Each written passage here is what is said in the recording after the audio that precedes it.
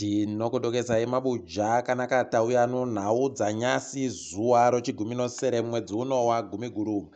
Ipapa mazuva mazana mana ana makumi mapfumbamwe noribodzi 491 pachirungu ayo Jobhosi agara mujere. Uko Jacob Ngaribvume ana mazuva anosvika zana ano makumi manomwe nonhatu 173 pachirungu ari mujere kubva paatongiwa pakaita kunyangariwa.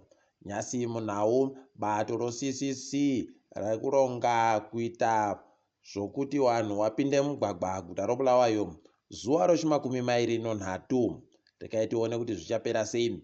Wari kureketayo kutoti ipapa kana wapinda mugwagwa zvauri kupindira mugwagwa kuti vhoti yavo ireke kugoitambisiwa pokare kuti vanhu vavo vakavhotera ndo vabenhutsiwe kudaro paramende hwii kutetekera zviri kureketiwa naTshabangu.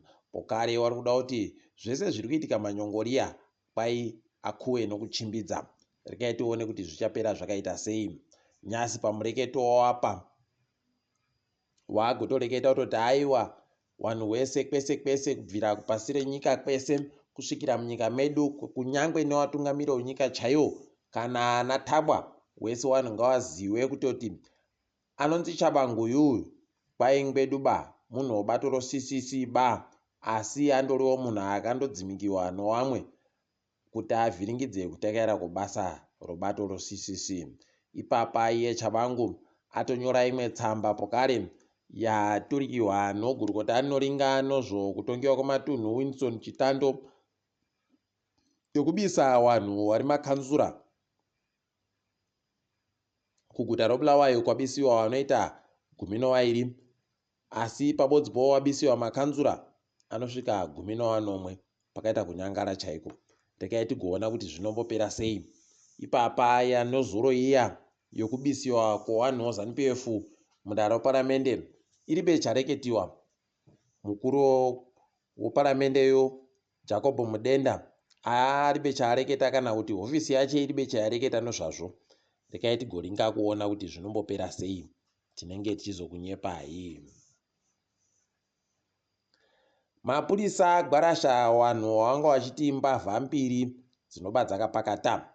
Israel Zulu pabodzipo naDavid Takawira wane makore 50 nomakore 43 wakadando kwai wakabatiwa kwaMutare bvawazounziwa nzvimbo yoHarare wachibva wanyepa matikitivha kutoti wanga waino dzimwe pfuti dzawakawika kuHedzinoyi ndiko wagoendesiwa.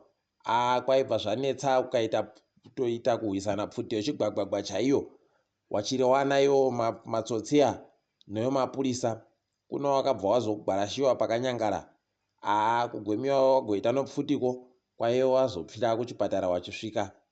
Chokwadi chaicho nemanyepo pachiri bari kuziwa asi izvi zvinoita kukunda kuhwadza. Iyo mapurisa pokare ari kureketa kuti vanhu kwaigorekai kutetekera tsamba iri kubuditsiwa padande mutande iri kureketa kutoti SADC Election Observer Mission report yakareketa zvinhu zviri pachena kutoti sarudzo dzakabiriwa. Kwaigoterekai kuzvitetekera izvozvo tisu patakainyora. Saka tichangoona kuti zvinenge zvimbopera zvakaita sei. Muguta roHarare mahwadza nyasi kuno umwe imba yatsva mugutamo kwai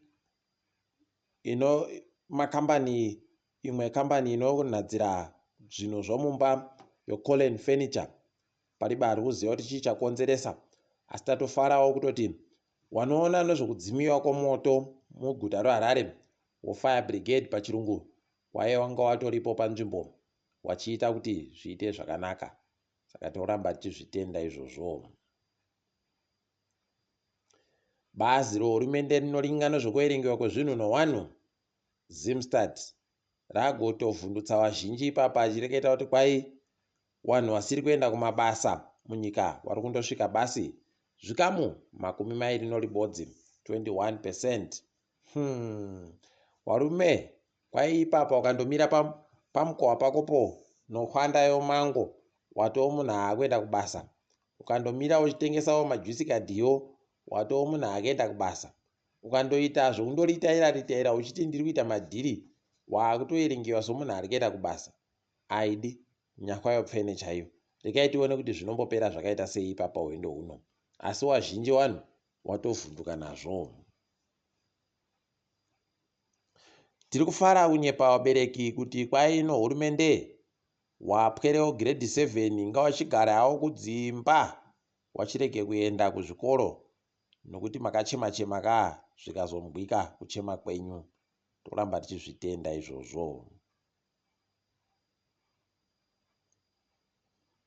Wosangano roZimStat wagotorwadziwa ipapa wachireketa kutoti hurumende yeZimbabwe inoda kuti iite tusvinu panyaya yemagetsi nokutoti gore rino basi kusvikira mwedzi wanyamavhuvhu kwai wasenzesa mari inoita mamiliyoni ekuAmerica 134 $134 million pachirungu. Ndipo munotoona kuti pakaita kunyangariwa. Wakomana, dai wari wamwe waita tusvinu zvaita kukuwa izvozvi zvokutenga magetsi kubva kuno dzimwe nyika. Tikaringa mari yonyika yaenderera mberi nokuita mugwandichimuka wairi kuita.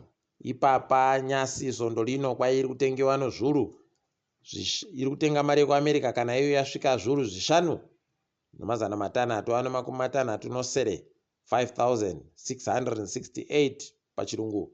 Apawo nyasi wabva wareketa kuti makambani achapuwa miliyoni nomazana 1.9 million pachirungu. Rekai tigona kwazvinoperera kuti zvinenge zvakamira sei. Tochiringa dzomitambo, nyasi bhora ratambiwa nyasi, green fuero yaita kabodzi no Highlanders boso. Chauya chipembere chatunga FC Platinum notuiri kukabodzi. Chicken Inn yaramba kujiwa, yaramba kugwinyiwa nemagetsi ZPC ikabva yagoedza tuna ZPC kwa 0. Shisham no Triangle dzandoitana kabodzi. Simba bhora yajiwa na kepekepe yafara ijero ZANU-PF notuiri kututatu. Dynamos Dimbare yaumburudza ngezi Platinum notuiri kukabodzi. Wange yafundzisa wapfana waiyebenzawo ZANU-PF kuti bhora rinotambiwa sei nokabodzi kwa 0. Toramba tichizvitenda izvi. Mangwana kuri kutamba Cranbourne noBulawayo Chiefs, apawo Yada noManika Diamonds zvinenge zviri kutamba zuva ramangwana. Tochiringa dziri kuitika pasi rese. Kutandira muSouth Africa ipapa kwaino mapurisa taboya zvinodhaka zvokokaini zvabva kuBrazil zvomari inoita zviuru 40. Kwai mari yazvo inoita mamiliyoni 40 kwete zviuru. Ratirekerera apo 70 million rands pachirungu pakaita kunyangariwa.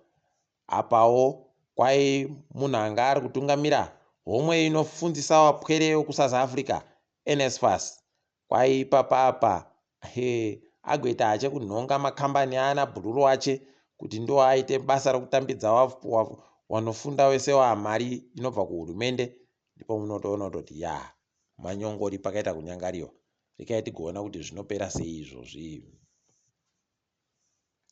Dzimwe nyika dziri kutsigirana noIsraeri nowanhu vari kutsigirana noIsraeri waakutodanidzira kuti Naledi Pandor dai adzingiwa basa rekuita gurukota rinoringana zvousawirano dzimwe nyika muSouth Africa nokuti kwai agofonera woHamas achireketa nawo.